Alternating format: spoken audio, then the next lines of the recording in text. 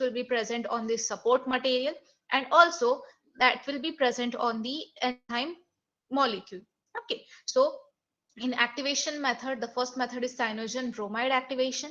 Here we can use a support material that will be cellulose, saccharose, or cephadex. Okay, this support material will be consisting of a functional group which is glycol groups. Okay, this glycol group consists of hydroxyl molecules. These hydroxyl molecules will be acting as a functional group for this particular support material. ठीक आहे.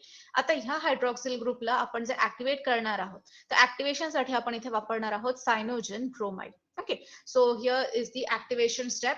Activation करत असताना आपल्याला ह्या hydroxyl ग्रुपला treat करायचे cyanogen bromide सोबत. Okay, after this treatment you will see here the first hydroxyl group has been converted to form uh, CN group. Okay, so एक हायड्रॉक्सिल ग्रुप जो आहे तो इथे आपण कन्वर्ट केलेला आहे, त्याला आपण ऍक्टिव्हेट केलंय. नेक्स्ट स्टेप मध्ये काय होतं, हा सेम हायड्रॉक्सिल ग्रुप जो आहे तो ऍक्ट होतो दुसरा हायड्रॉक्सिल ग्रुप सोबत. So here a reactive functional group has been form. So here the molecule which is formed is C double bond NH. Okay, so आता हा काय केलाय आपण, ओरिजिनली जो हायड्रॉक्सिल ग्रुप प्रेझेंट होता त्याला आपण ऍक्टिव्हेट करून ह्या CNH बॉन्ड मध्ये कन्वर्ट केलं. So now this functional group has been activated. आता हे ऍक्टिव्हेशन झाल्यानंतर आता ह्याच्यासोबत आपण आपल्या एन्झाईमला काय करणार आहोत, कोव्हॅलेंटली लिंक्ड करणार आहोत. ठीक आहे, so here the enzyme will be linked with this CONH bond by formation of this type of linkage. Okay, so ही जी लिंकेज आहे ही एक पेप्टाइड लिंकेज आहे. CONH बॉन्ड इथे फॉर्म झालेला आहे, एन्झाईम त्याच्यासोबत कोव्हॅलेंटली बाइंड झालेला आहे. So here we have immobilised that enzyme by using cyanogen bromide activation. Okay, त्याच्यानंतर आता दुसरी जी मेथड आहे, that second method is the activation bye using diazotisation. Okay, diazotisation म्हणजे नेमकं काय, तर डायअझोटायझेशन मध्ये नायट्रोजन नायट्रोजन बॉन्ड क्रिएट केला जाईल. Okay, so the bond which consists of two nitrogen molecules which are linked with each other with a double bond will be called as a diazotized bond. Okay, so here we have to connect that enzyme molecule with the functional group of support by activating those component with the help of diazotization process. ठीक आहे, support material इथे कोणतं असणार, here the support material used will be amino benzyl cellulose, amino derivatives of polystyrene and aminosalinized porous glass. Okay, आता हे जे molecules आहेत ह्या मॉलिक्युल्स वरती एक फंक्शनल ग्रुप प्रेझेंट असतो, that is the amino group of that component. Okay, so आपल्याला काय करायचंय, हा जो अमायनो ग्रुप आहे त्याला ऍक्टिव्हेट करायचा आहे. And the procedure for activation here will be diazotisation. Here for diazotisation we have to treat this molecule with the help of sodium nitrate and HCl. Okay, treatment कशी होणार आहे, first of all हा आपला functional group आहे जो की support वरती present आहे. त्या सपोर्ट सोबत आपण sodium nitrate in presence of HCl treatment करणार. After this treatment, you will see here the nitrogen from the sodium nitrate has been linked with this amino group. Okay, so हा nitrogen इथे link झाल्यानंतर जो एक component form होतोय, that is the RN plus HCl minus. Okay, so हा एक reactive component इथे form होतो, हा इथे रिएक्टिव्ह फॉर्म मध्ये कन्वर्ट झालेला आहे आणि ह्याच्यानंतर आपण ह्याच्यावरती एन्झाईम काय करणार आहोत, तर लिंक करणार आहोत. ओके, सो जो कुठला एन्झाईम आपल्याला इथे बाइंड करायचा आहे त्यांच्यामध्ये काही फंक्शनल ग्रुप्स इथे प्रेझेंट असणार. For example there will be the amino group from tyrosyl and histidyl. Okay, enzyme मध्ये जिथे कुठे टायरोसिल मॉलिक्यूल असेल किंवा हिस्टिडिल मॉलिक्यूल असेल तर त्याच्यामध्ये जो एक नायट्रोजन मॉलिक्यूल प्रेझेंट असणार आहे, अमायनो ग्रुप तिथे प्रेझेंट असणार आहे, तो अमायनो ग्रुप काय करतो, ह्या नायट्रोजन सोबत तिथे रिएक्ट करतो. Okay, after its reaction here nitrogen double bond nitrogen link will be form. This link will be called as a diazotized linkage. Okay, so this is the second method of covalently binding an enzyme or immobilization of enzyme by using a covalent bond. Okay, this is the second method. Now after that, here is the third method. Okay, so here the activation of that functional group is with the help of certain components, and the bond formed between that enzyme and that functional group will be the peptide bond. Okay, इथे जो enzyme आपण या support material सोबत bind करणार आहोत त्यांच्यामध्ये bond इथे form होणार आहे, तो असणार इथे हा पेप्टाइड बॉन्ड. ठीक आहे, सो आता पेप्टाइड बॉन्ड कसा आपण फॉर्म करणार आहोत, पेप्टाइड बॉन्ड फॉर्म करण्यासाठी त्या सपोर्ट मध्ये कार्बोक्सिल ग्रुप असणं इम्पॉर्टंट आहे आणि एन्झाईम मध्ये अमायनो ग्रुप असणं इथे इम्पॉर्टंट आहे. ठीक आहे, मग आता ऍक्टिव्हेशन कसं केलं जाईल? इथे ऍक्टिव्हेशन साठी सगळ्यात पहिले हा जो कार्बोक्सिल ग्रुप आहे तो ट्रीट केला जाईल with the help of certain chemicals. So those are CH3OH and HCl. ठीक आहे, सो CH3OH जो मॉलिक्यूल आहे, हा molecule in the presence of HCl will react with this carboxyl group to form COOCH3. Okay, so ही झाली याची first step. First step मध्ये आपण काय केलं? कार्बोक्सिल ग्रुपला कन्वर्ट केलंय COOCH3 च्या फॉर्म मध्ये. After that, this molecule or this group will be treated with hydrazine.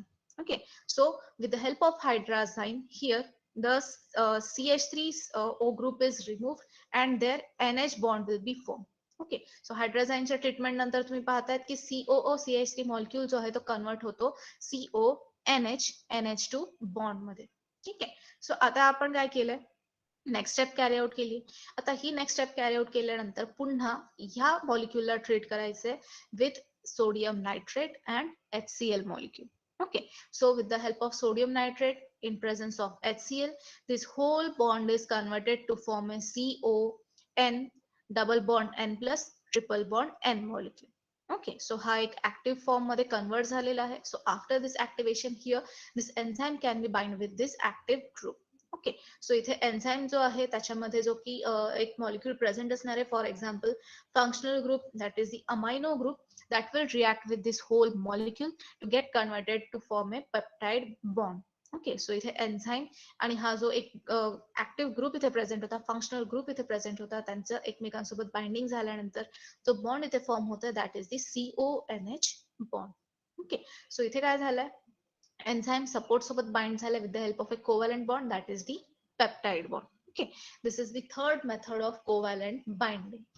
Now after that, here is the fourth method of activation of that functional groups. So here the activation of bi or polyfunctional reagents will be taking place. ठीक आहे, simply जो पण एखादा आपला enzyme असेल, त्या enzyme मध्ये काही अमायनो ग्रुप्स प्रेझेंट असणार आहेत, ते इथे फंक्शनल ग्रुप म्हणून काम करतील. त्याच्यानंतर आपले जे काही सपोर्ट मटेरियल्स आहेत, तर त्या सपोर्ट मटेरियल मध्ये काही मॉलिक्युल्स असतील जे की इथे फंक्शनल ग्रुप्स म्हणून काम करतील. So some of the reagents such as glutaraldehyde can be used here to create the bond between those enzymes and the support material. Okay, so आता ह्या ठिकाणी आपण नेमकं काय करत आहोत? डिरेक्टली एन्झाईमचा फंक्शनल ग्रुप आणि सपोर्टचा फंक्शनल ग्रुप तो एकमेकांसोबत अटॅच करण्याच्या ऐवजी त्या दोघांमध्ये आपण एक लिंकेज देत आहोत. त्या लिंकेज थ्रू आपला सपोर्ट मटेरियल एन्झाईम सोबत बाइंड होणार आहे. Okay, so that support material here will be glutaraldehyde. Okay, so इथे तुम्ही पाहू शकता, this is the actual support. Okay, and this is the functional group which is present on that another linkaging molecule. Okay, so this is overall that glutaraldehyde. Okay, on this glutaraldehyde molecule there are the functional groups present, and those functional groups are CHO molecules. Okay, so here we have linked first of all this linkaging molecule to this support material, and now these functional groups will be reacting with the enzyme to immobilize that enzyme. Okay, so here कुठलीही वेगळी specific reaction carry out होत नाहीये, फक्त हे जे functional group आहे त्यांच्यासोबत एन्झाईमला treat केलं जाईल. After this treatment this enzyme will B bind with this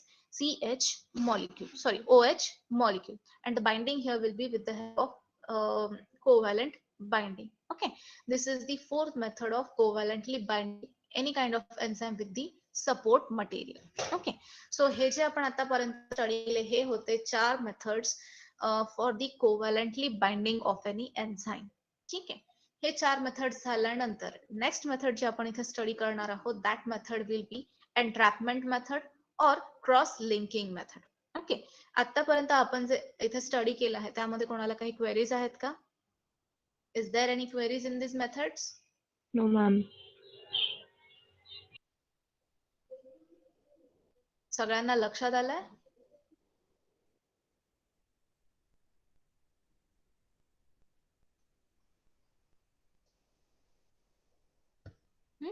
okay, so आपण पुढे जाऊया. आपण now study the next part. Okay,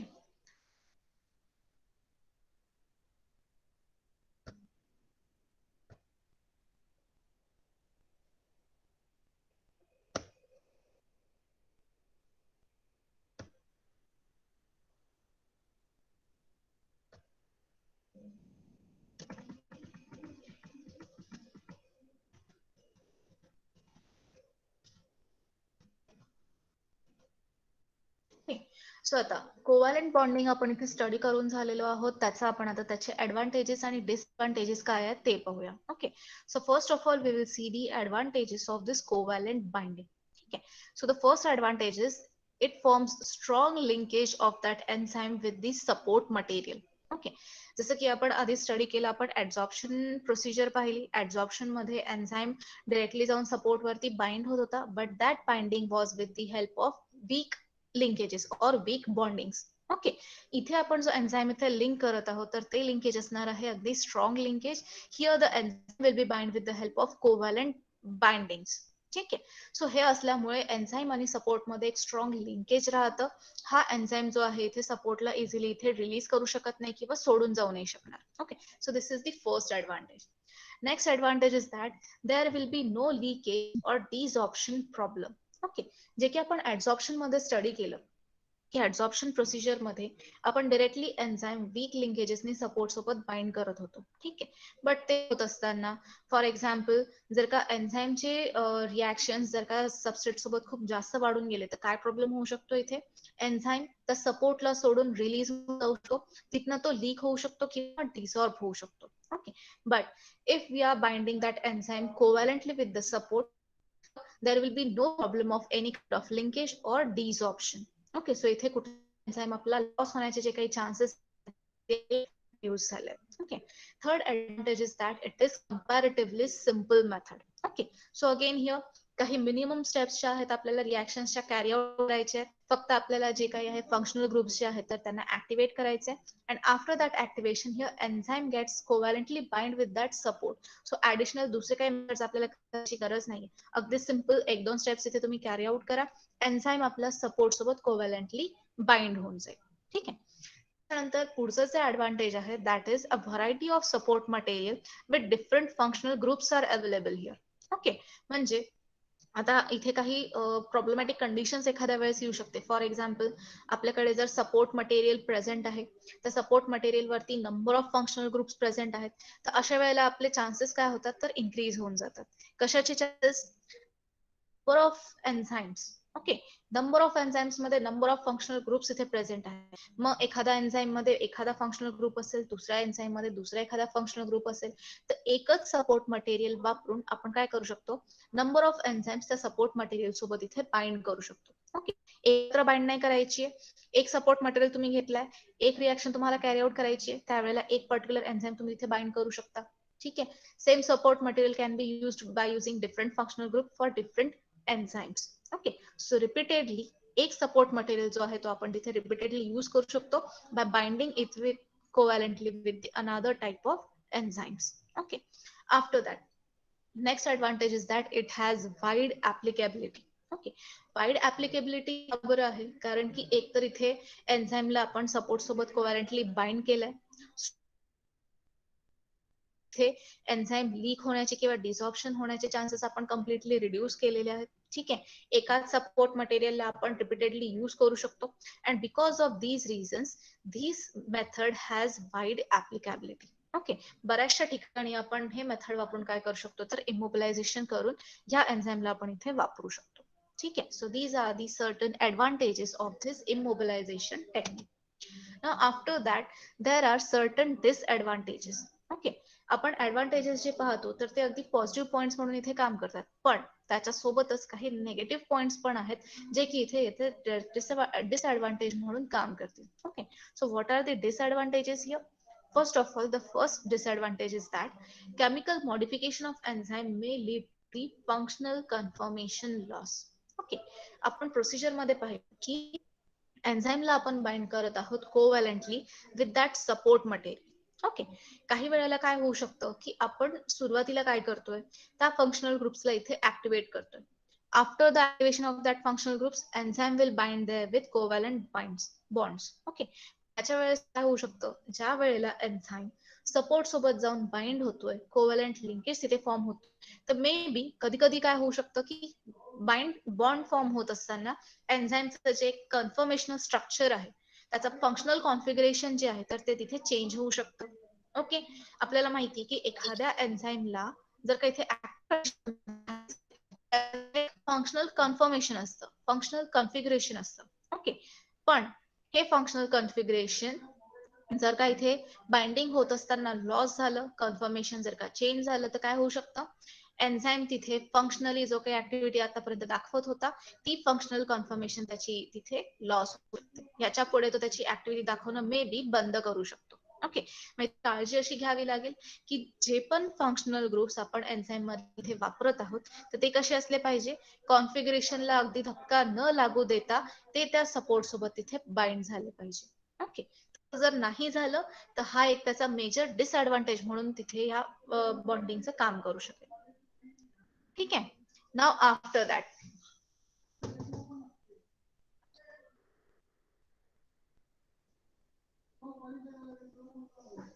okay, so next disadvantage here is the enzyme may get inactivated or enzyme inactivation by changes may take place. Okay, जे आपण आता study केलं तोच point. ठीक आहे, एक तर फंक्शनल कॉन्फर्मेशन इथे लॉस होऊ शकतो. दुसरी गोष्ट, फंक्शनल कॉन्फर्मेशन जर का लॉस झालं तर एन्झाईम इथे कम्प्लिटली इनॅक्टिव्हेट होऊ शकतो. ओके, मग एन्झाईम आपला त्या सपोर्ट सोबत कोव्हॅलेंटली बाइंड तर होऊन जाईल, पण त्याची ऍक्टिव्हिटी तिथे रिड्यूस झाल्यामुळे किंवा तो कम्प्लिटली इनॅक्टिव्हेट झाल्यामुळे काय होऊ शकतं, एन्झाईम तिथे काम करणं कम्प्लिटली बंद करून देईल. ठीक आहे, मग आपला एन्झाईम इमोबिलाइज जरी झाला तरी तो काहीही कामाचा राहणार नाही. ठीक आहे, now after that, third disadvantage is that this can be overcome, और डिसएडव्हान्टेज नाही म्हणणार आपण त्याला, एक प्रिकॉशन म्हणूया किंवा मग एखादा प्लस पॉइंट जो की इथे आपण कॅरी आउट करू शकतो टू रिड्यूस डिसएडव्हान्टेज. ओके, काय तो पॉइंट आहे, here that point is this can be overcome through immobilization in the presence of enzyme substrate or a competitive inhibitor. Okay, मग आता इथे आपण हे वरचे जे डिसएडव्हान्टेजेस पाहिले त्याला जर का आपल्याला इथे मिनिमाइज करायचं असेल किंवा तो डिसएडव्हान्टेज किंवा त्याच्यामुळे होणारं जे काही एन्झाईम इनॅक्टिव्हेशन आहे ते जर का आपल्याला इथे रिड्यूस करायचं असेल किंवा एन्झाईम सोबत सबस्ट्रेट देऊन टाका. ओके, एन्झाईमचा जो काही ऍक्टिव्ह ग्रुप आहे ज्या ठिकाणी की सबस्ट्रेट जाऊन बाइंड होतो तिथे जाऊन सबस्ट्रेट आपला बाइंड होऊन जाईल. So here enzyme substrate complex will be form. आता हा कॉम्प्लेक्स घ्या आणि हा कॉम्प्लेक्स वापरून काय करा, आपल्या सपोर्ट सोबत त्याला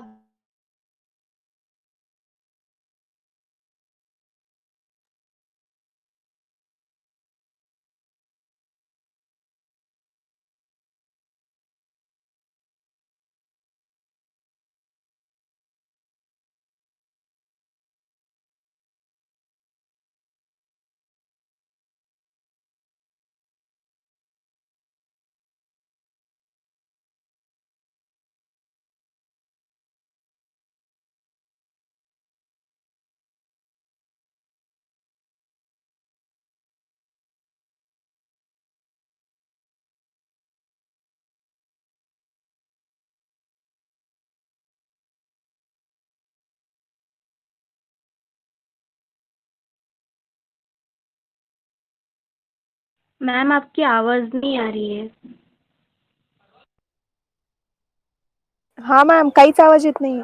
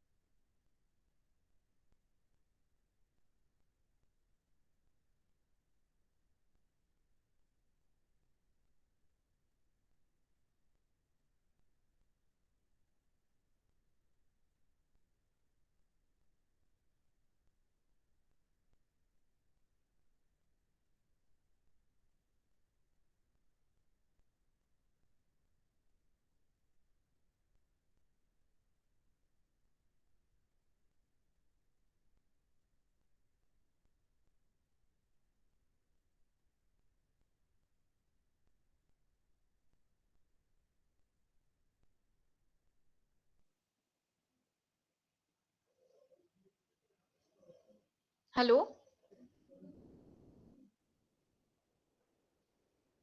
hello, am I audible? Now, Yes, Ma'am, now. yes, Yes, ma'am. ma'am. You're audible. Yeah. Okay. आतापर्यंत तुम्हाला कुठलाच पार्ट ऐकू नाही आलेला का? मॅम आला होता, जस्ट थोडा टाइम आधी बंद झाला होता. ओके.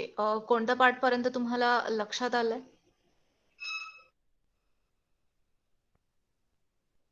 डिसएडव्हान्टेजचं सेकंड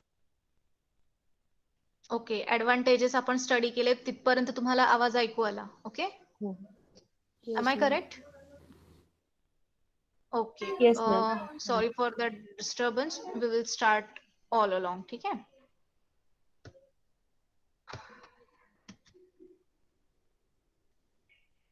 सो ऍडव्हान्टेजेस पर्यंत लक्षात आलं सगळ्यांना? Yes ma'am. Okay. So advantages सगळे तुम्हाला लक्षात आले असतील तर त्याच्यानंतरचा नेक्स्ट पार्ट होता ह्याचा म्हणजे disadvantages. Okay. So covalent binding ज्या वेळेला आपण करतो इथे तर त्यावेळेला ऍडव्हान्टेजेस सोबतच काही डिसएडव्हान्टेजेस पण तिथे आहेत. ठीक आहे. सो आता ते डिसएडव्हान्टेजेस कोणते आहेत? तर disadvantages are such that there is chemical modification of that enzyme. Okay. आता कोव्हॅलंट बाइंडिंग आपण इथे कॅरी आउट करत आहोत. ठीक आहे. कोव्हॅलंट बाइंडिंग होत असताना सपोर्ट मटेरियलचा जो काही एक फंक्शनल ग्रुप आहे तो रिॲक्ट होतोय एन्झाईमच्या फंक्शनल ग्रुप सोबत. ठीक आहे. बट इथे ऍक्टिव्हिटी होत असताना काय होऊ शकतं?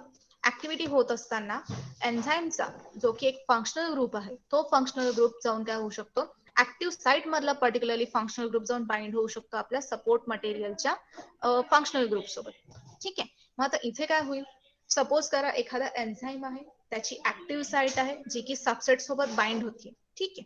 पण ते बाइंड होण्याऐवजी त्यातले फंक्शनल ग्रुप जर का सपोर्ट मटेरियल सोबत जाऊन बाइंड झाले तर आता त्या एन्झाईम मधला जो काही एक ऍक्टिव्ह साईट आहे तो ऍक्टिव्ह राहील का? Will it be active now? No, ma'am. नाही राहणार. ओके. ह्या केसमध्ये काय होऊ शकतं तर फंक्शनल कॉन्फर्मेशन जो आहे त्या एन्झाईमचा तो फंक्शनल कॉन्फर्मेशन इथे लॉस होऊ शकतो. ठीक आहे. म्हणजे ओव्हरऑल एखादा एन्झाईम आहे त्याला ऍक्टिव्हिटी दाखवायची असेल तर त्यासाठी त्याचा एक फंक्शनल कॉन्फर्मेशन असेल, फंक्शनल कॉन्फिगरेशन असेल. एन्झाईम जर का त्या फंक्शनल कॉन्फिगरेशन मध्ये असेल तरच तो ऍक्टिव्हिटी इथे दाखवू शकेल. पण इथे ज्या वेळेला एन्झाईमला आपण सपोर्ट सोबत बाइंड करत आहोत तर त्यावेळेला काय होऊ शकतं? हे फंक्शनल कॉन्फर्मेशन जे आहे ते तिथे लॉस होऊ शकतं किंवा त्या एन्झाईमचं स्ट्रक्चर तिथे डिफॉर्म होऊ शकतं. मग एन्झाईमचं स्ट्रक्चर जर का इथे डिफॉर्म झालं तर काय होऊ शकतं? इथे एन्झाईम इनॅक्टिव्ह होऊ शकतो आणि कम्प्लीट एन्झाईमची जी काही ऍक्टिव्हिटी आहे ती लॉस होऊ शकते. ठीक आहे. मग अशी जर का एन्झाईम इथे इनॅक्टिव्ह झाला, त्याचा फंक्शनल नेचर जर का इथे लॉस झालं तर काय होईल? आपला एन्झाईम इमोबिलाइज जरी झाला तरी तो तिथे ऍक्टिव्हिटी दाखवू शकणार नाही. Okay. This is the major disadvantage of this covalent binding. Okay. Next major disadvantage is that एक तर इथे फंक्शनल कॉन्फर्मेशन लॉस तर होतोय पण एन्झाईमला इथे आपण कम्प्लिटली इनॅक्टिव्ह झाल्यामुळे वापरूही नाही शकणार. ओके. मग आता हा झाला त्याचा एक सेकंड डिसएडव्हान्टेज. पण इथे प्लस पॉइंट असा आहे की हे जे काही डिसएडव्हान्टेजेस आहेत त्यांना आपण ओव्हरकम करू शकतो. मग ओव्हरकम कसं करणार? ओव्हरकम करण्यासाठी आपण काय करू शकतो? एन्झाईमला सबस्ट्रेट मॉलिक्यूल सोबत बाइंड करून द्या. ठीक आहे. एन्झाईम काय करेल? त्याचा जो की एक ऍक्टिव्ह साईट आहे तिथे जाऊन सेपरेट मॉलिक्यूल आपला बाइंड होऊन जाईल. ठीक आहे. बिकॉज ऑफ दिस बाइंडिंग एन्झाईमचा जो एक ऍक्टिव्ह साईट आहे तो काय होऊन जाईल? तिथे प्रोटेक्ट होऊन जाईल. ठीक आहे. आता त्या ऍक्टिव्ह साईटला सोडून बाकी ठिकाणी जर कुठे फंक्शनल ग्रुप्स प्रेझेंट असतील तर आता ह्या स्टेपमध्ये ज्या वेळेला आपण त्याचं इमोबिलायझेशन करणार तर त्यावेळेला काय होईल? मॉलिक्यूल इतर फंक्शनल ग्रुप सोबत जाऊन काय होईल? तिथे बाइंड होईल. ठीक आहे. So because of this binding the active site of that enzyme will get protected and enzyme will get actively immobilised on that support molecule. Okay. म्हणजे सिम्पली प्रोसिजर आपण काय करत आहोत? एन्झाईम मधलं फंक्शनल साईटला प्रोटेक्ट करण्यासाठी त्याला सबसेट किंवा इनिबिटर सोबत बाइंड करून द्या. एक प्रोटेक्टिव्ह शील्ड त्याला देऊन टाका. बाकीचा उरलेला जो काही एन्झाईमचा पार्ट आहे तो इथे कोव्हॅलंट बाइंडिंग मध्ये काय करेल तर पार्ट घेईल. ठीक आहे. So this is the method to overcome this disadvantage of this covalent binding. Okay. So आता आपण ऍडव्हान्टेजेस पण पाहिले आणि डिसएडव्हान्टेजेस पण पाहिले. सो हे सगळ्यांना लक्षात आलेत का? Yes ma'am. Yes, ma'am. Okay. So the next method of immobilization that we are going to study is the entrapment method. ठीक आहे. आता एन्ट्रॅपमेंट म्हणजे काय, तर एन्ट्रॅपमेंट म्हणजे एन्झाईमला तिथे एनकॅप्सुलेट करणे किंवा मग कम्प्लिटली एन्ट्रॅप करणे. एखाद्या मॅट्रिक्स मॉलिक्युलच्या मध्ये एखादी जर का वॅकंट स्पेस असेल तर वॅकंट स्पेसला काय करतात, हे एन्झाईम जाऊन स्वतःला तिथे एन्ट्रॅप करून घेतात. Okay, so this is the entrapment method. मग एन्ट्रॅपमेंट आपण कसं कसं करू शकतो. सो एन्ट्रॅपमेंट कशी होणार आहे, तर एन्ट्रॅपमेंट होत असताना आपण जे काही मॅट्रिक्सेस इथे वापरणार आहोत तर त्यांच्यामध्ये वॅकंट स्पेसेस तिथे फॉर्म होतात. मग असे कोणते कोणते मॅट्रिक्स आहेत जे की आपण इथे एन्ट्रॅपमेंटसाठी वापरू शकतो. Those matrices are polyacrylamide gels, cellulose triacetate, agar, gelatin, carrageenan and alginate. Okay, so these are the certain matrix or components which will be utilized in entrapment procedure. ठीक आहे. आता इन शॉर्ट एन्ट्रॅपमेंट कसं केलं जातं, तर एन्ट्रॅपमेंट करत असताना किंवा ते स्टडी करण्याआधी सिम्पली आपण अगार वापरलेला आहे, सगळ्यांना आठवतंय. Has everyone used agar for preparation of their media. Yes ma'am. Yes ma'am. हा, ज्या वेळेला आपण एखादा न्यूट्रिएंट मीडिया तयार करतो त्यामध्ये आपण काय करतो, जर सॉलिड अगार आपल्याला हवा असेल तर आपण काय करतो, त्या न्यूट्रिएंट मीडियामध्ये एक पर्टिक्युलर क्वांटिटीमध्ये अगार ऍड करतो. ठीक आहे. अगार ऍड केल्यानंतर लागलीच आपला मीडिया सॉलिडिफाय होतो का.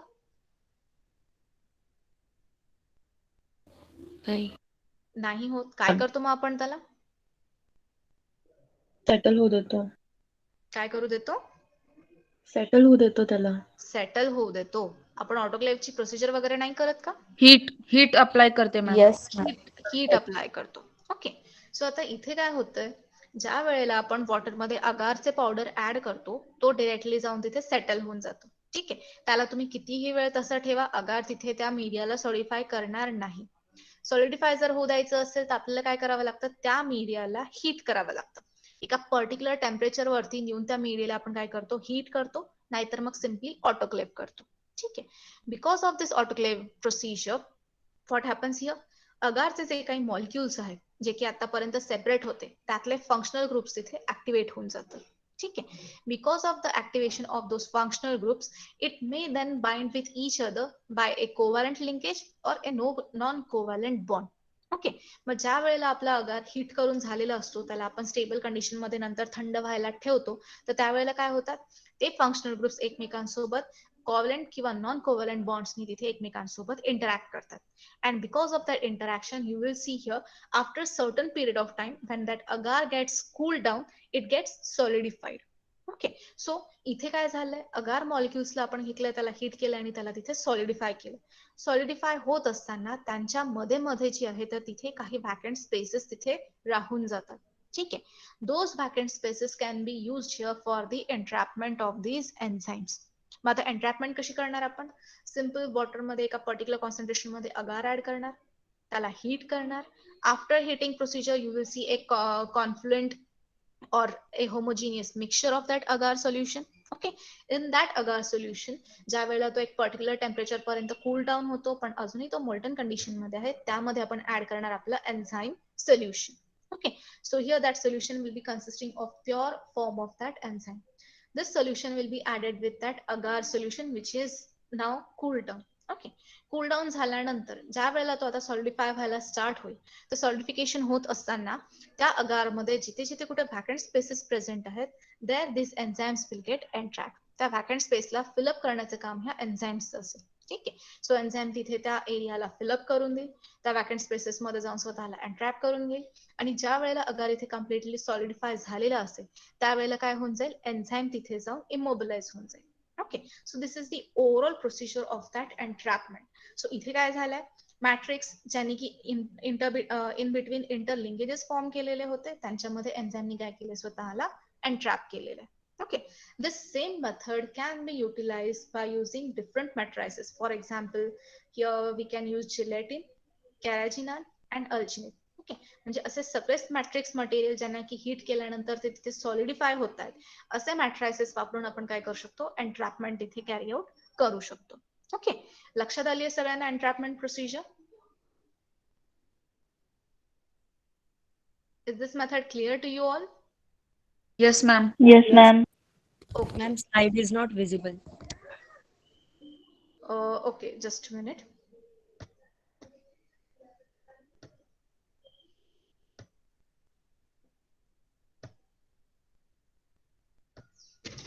Okay so this is that slide. ठीक आहे, जे पण मी तुम्हाला एन्ट्रॅपमेंट बद्दल इथे एक्सप्लेन केलं ते सगळं ह्या स्लाइड वरती आहे.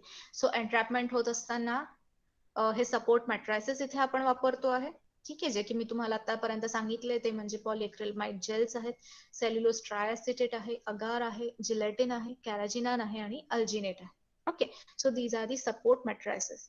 एन्ट्रॅपमेंट झाल्यानंतरचं एक स्ट्रक्चर जे आहे ते तुम्हाला अशा पद्धतीचं दिसेल. सो बाहेरून ते मॅट्रिक्सनी सॉलिड फॉर्म केलेलं असेल आणि त्याच्या आतमधल्या व्हॅकंट स्पेसमध्ये एन्झाईमने स्वतःला हे एन्ट्रॅप केलेलं असेल. ओके, सो ह्याच्या व्यतिरिक्त मी दुसरी कुठलीच स्लाइड तुम्हाला एक्सप्लेन नाही केली आहे. सो हे तुम्हाला लक्षात आलंय का आता? Yes, ma'am. Yes, ma'am. Okay, so तुम्हाला मी ma'am. अटेंडन्स एकदा प्रोव्हाइड करते, त्याच्यानंतर आपण आपली मीटिंग कंटिन्यू ठेवूया. Okay, so just a minute.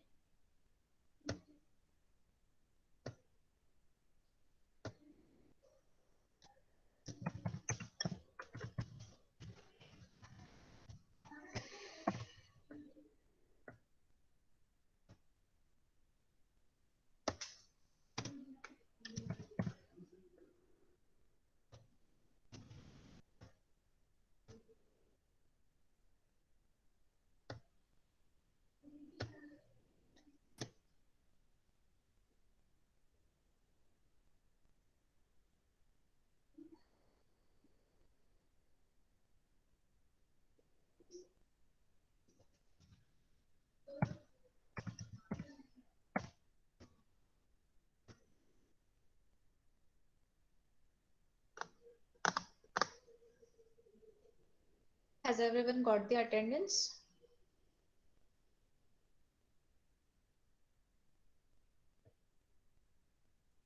सगळ्यांना अटेंडन्स मिळाली आहे का? Yes, ma'am. Okay, so mark that attendance please, and we will continue with our lecture.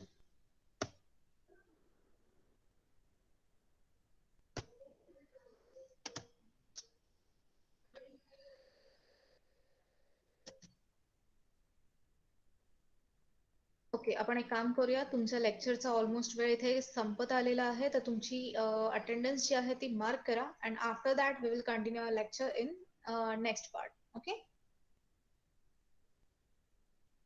Is it okay?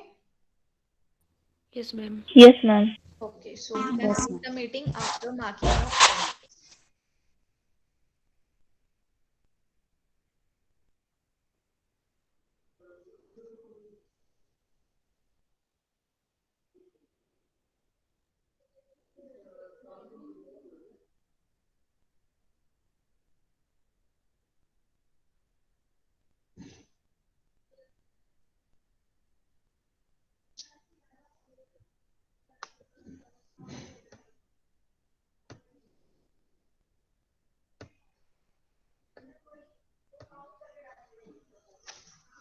Namrata, please leave the meeting.